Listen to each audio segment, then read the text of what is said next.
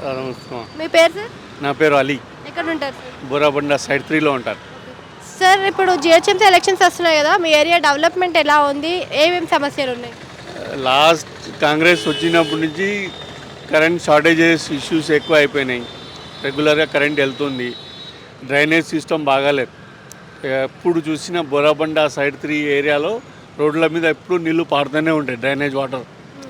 ఈ main issue అది ఒకటి. డాగ్స్ ఇష్యూ ఇది ఒకటి. అంటే ఇప్పుడు మీ ఎమ్మెల్యే కానీ కార్పొరేటర్ కానీ రావడం, ఇలాంటి సమస్యలపైన విజిట్ చేయడం లాంటివి ఏం చేయరు వాళ్ళు, ఏం లేదు అసలు. ఈ కార్పొరేటర్ అయితే వేస్ట్.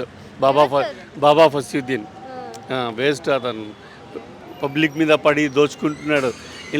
పేదవాళ్ళు ఇల్లు కట్టుకుంటుంటే డబ్బులు వసూలు చేస్తున్నాడు. నల్లా కనెక్షన్ తీసుకున్నా కూడా డబ్బులు వసూలు చేస్తున్నాడు వచ్చి. వేస్ట్. ఎమ్మెల్యే అయితే రీసెంట్గా ఎలక్ట్ అయ్యాడు. మా ఏరియాలో వచ్చి పబ్లిక్ని కలవడం అయితే నేను చూడలే ఇంతవరకు. నవీన్ యాదవ్.